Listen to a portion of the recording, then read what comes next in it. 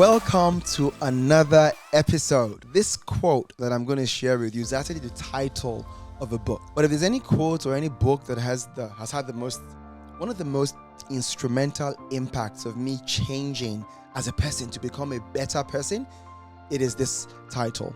And it is, "What got you here won't get you there." It's actually the title of a book by Goldsmith. You know, Goldsmith was ranked #1 executive coach in the world. He knows a thing or two about growing as a leader and becoming all you can be. Why does this quote have such an impact on me? It's because as you begin to read the book, one of the things that Goldsmith explains very well is that as people, as leaders, we succeed in spite of certain behaviors. And so many times people would say, well, I've gotten to this level of success, and they would think that they can just continue the way they have been. Because, I've experienced a level of success. And this will apply whether you are a graduate who has just gotten your first amazing job after university, or you're a senior leader and you've gotten to an even more senior position, let's even say the C-suite. It applies irrespective, both to your professional and your personal life. What got you here won't get you there. And there is the more that you can be.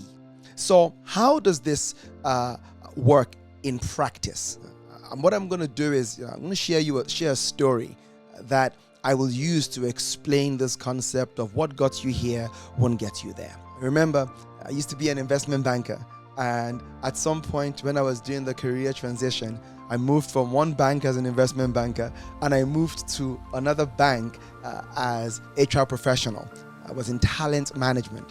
And one day, the lady I reported into, my manager, lost the plot on me. She literally began to shout and yell. She said, "I'm tired of this. I'm sick of it. You think you're better than everybody else.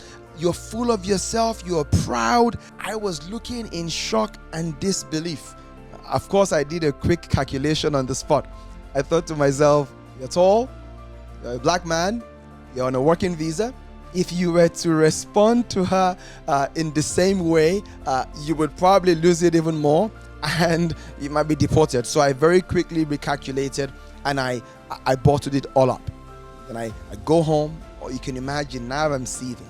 And the minute my wife opens the door, I let it out. I begin to shout at the top of my voice. Can you believe what she said? She said, "I'm full of myself. I'm arrogant. I'm proud. I think I'm better than everybody else."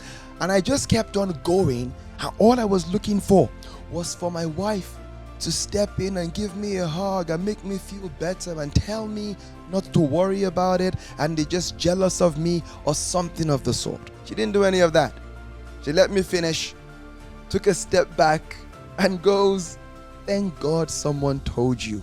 My goodness, that pierced my heart deeply. And my next step was to call my best friend, and I went through the same process. Now my wife is the enemy. And I say to him, "Can you imagine what these women are saying?" And then my best friend says, "Look, I wouldn't break it down like that, but there is some truth to what they are saying." That was the final blow. I was flat on the ground in disbelief. So that's what you would call self-awareness. In a previous episode, which you can listen to later, the title of the episode is "The Formula for a Better You." And I talk about self-awareness in itself is not enough for you to succeed or become a better you.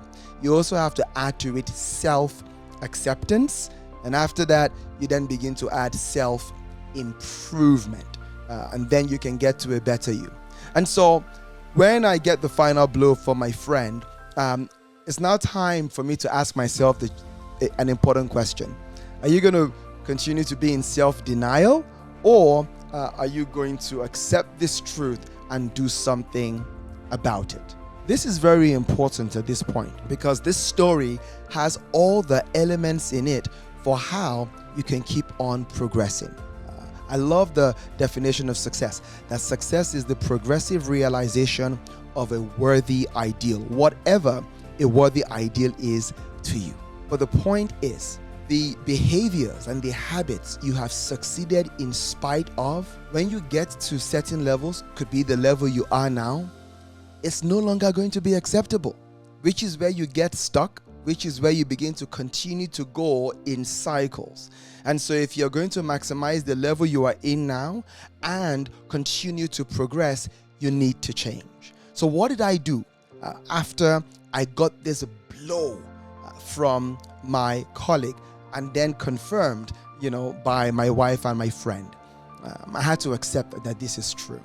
And so this is the first point: feedback. You need to get feedback. It's not the way I would have loved to get it from my colleague, but I asked my wife, why haven't you said something before? And she said, well, you've been changing. And that's the first thing. And then secondly, it wasn't like you just changed overnight. It's creeping. And then the second thing is, you're very defensive, Uche.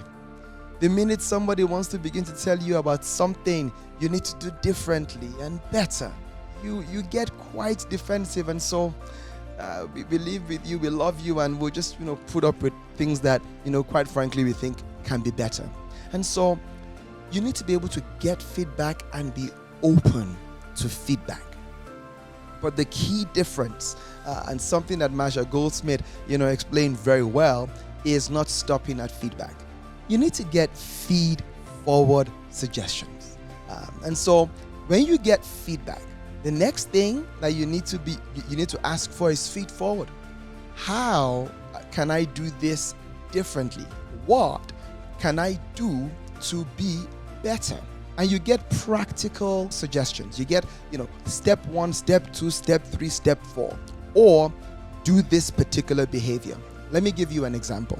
Let's say, like one of my coaching clients, you need to stop backing down from challenges. So you have a view, and then when somebody challenges you, you cower, or you quickly say, well, maybe I'm not right, and maybe, you're right, which was a habit that one of my coaching clients engaged in.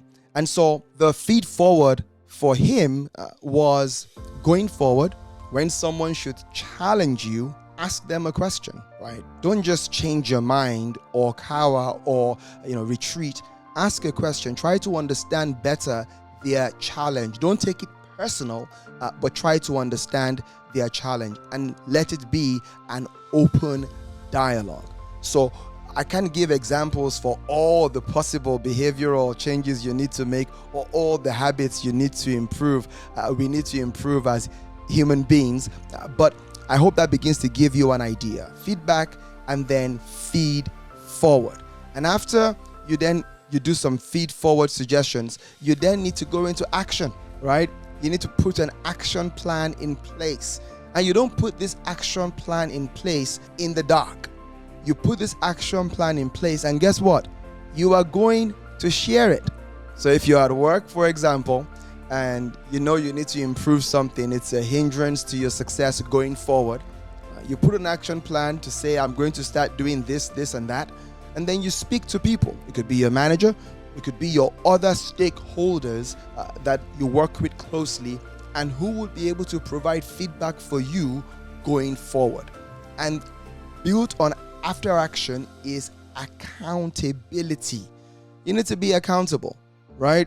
Which means you are open for people to call you out when you behave in a way that is contrary to the way you say you want to behave. And so to break this down very simply and to summarize it, you get some feedback. You don't stop there. You need feed forward, which is what can I do differently? Then you then go into action, put your action plan together, 2 or 3 things you're going to start working on, you're going to start putting into action to change, to be better, whatever it is you're trying to improve. And then you are accountable, which means on a monthly basis, for example, you're going to a couple of your stakeholders to say, how am I doing? This is what I'm trying to improve. Have you seen the change based on the feed forward suggestions and the actions that I have been taking? Because you don't want to change in the dark. People have a view of you, they have a perception of you, and if you are changing without alerting them of the change you're trying to make, they're going to continue to assume you've always been as you are. That simple process is simple, but it's not easy to do, right? Because change is very difficult, which is why if you are going to change to be a better version of yourself, to remove the behaviors you've succeeded in spite of so you can continue to go higher, there are three things that you need to engage. You need to engage courage. It takes courage to ask for feedback. It really does. You need to engage humility, because some of the things you might hear can be very difficult, right? And you need to engage discipline, which is on a weekly basis, on a daily basis, I am going to do these actions so that I can improve. You know what they say? Initially, you start with discipline, and eventually it becomes delight. So I've given you an example for my professional life, but I want to give you an example personally that shows the importance of this simple point. What got you here will not get you there. So I remember a few years into my marriage, my wife and I carrying on as married couple, trying to understand each other and all that. And my wife started to highlight certain areas that I needed to change. One of the key areas was I needed to stop being selfish. Again, not something I wanted to hear, as you can imagine. And so I kept on saying, how am I being selfish? And she would give examples. And I'm thinking to myself, I don't understand. I have always been this way. My wife and I dated from when we were in university. And we were together in a relationship for about 8 years before we eventually got married. We started young and, in a sense, still got married relatively young. And so I said, I've always been this way. I haven't changed. And she said, well, yes, Tuan, I agree with what you're saying.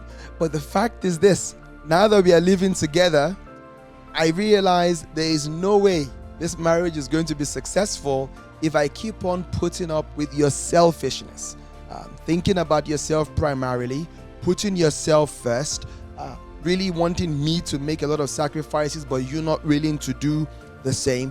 It just can't continue. It is not sustainable.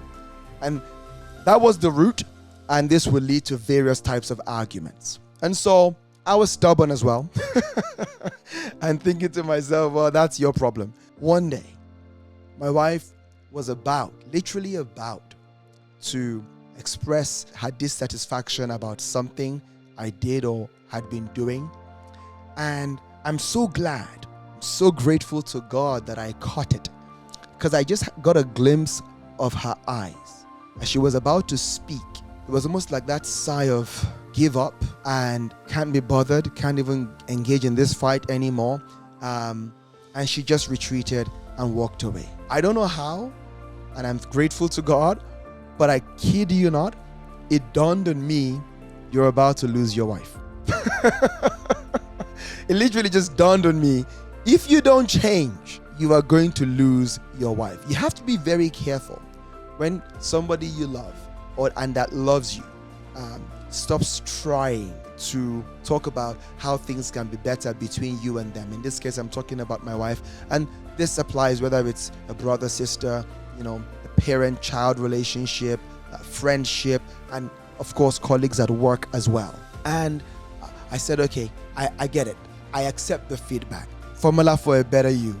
I've been self-aware, but I've not been accepting it. Now I've engaged self-acceptance. Please give me some feed-forward suggestions. And she was like, what's the point? You're stubborn.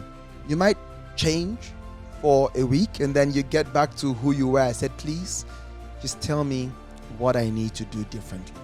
Not a list of 10 things, just 1 or 2 things that I can actually begin to implement.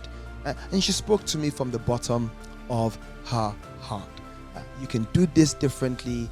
You can not complain about my weaknesses and ignore that you have weaknesses as well, because I don't complain about them all the time. And one of the things that you do, Uche, is you look at areas of weakness that I have that are your strengths, and you have this habit of really going digging deep into those things. And we have this beautiful heart-to-heart talk. I'm not saying it was easy. I am saying, though, I listened and I began to change. It was very clear that I had been in that relationship and then married for those few years in spite of being selfish and stubborn. And if that didn't change, no one needs to tell me that we may not be married today. And we definitely wouldn't have the marriage that we both enjoy today. So over to you. What got you here is not going to get you there. What behaviors, what habits do you need to change if you're going to continue to progress to a higher level? In the two examples that I gave, for one, it was reflection. On reflection, I realized, okay, you really have to change this. So you might need to sit down and begin to reflect and ask yourself what needs to change. And your self-awareness will improve. Recently, I was talking to somebody that I lead. She's been promoted to a higher level. And I said to her, on a weekly or bi-weekly basis, I need you to just sit down, spend a few minutes and ask yourself a couple of questions. Number one, what am I doing well? In this new role, when I think of interactions I'm having, how I'm executing my tasks, how I am leading the team, what am I actually doing well? Because we need to celebrate the things that we are doing well. And I said, once you've enjoyed that celebration and you've truly owned it, then the next thing you need to do is you need to ask, what can I do better? Going down to specific relationships, going down to specific instances, going down to specific meetings and asking, what could I have done better? In what way could I have communicated with more power? In what way, for example, could I have shown more empathy? In what way could I have partnered differently?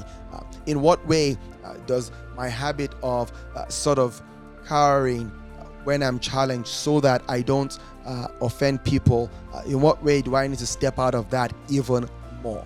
On reflection, if you're honest with yourself, you begin to see things that you need to change. And then being courageous and being humble, you need to ask people, whether it's in your personal life or at work and in career and business, ask what needs to change.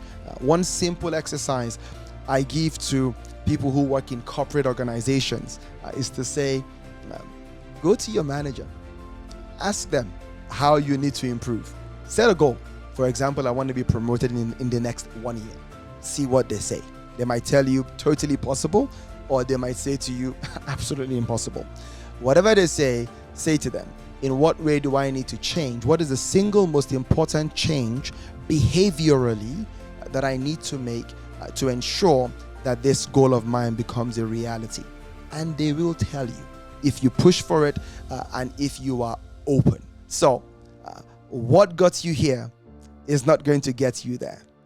And as you go into the rest of this beautiful year, I want you to write that somewhere that you can see it regularly until it is imprinted in your heart and in your mind. And I would love to hear from you in the comments or sending me an email of how you're beginning to implement the ideas from this episode. If this episode has been useful for you, I want to encourage you.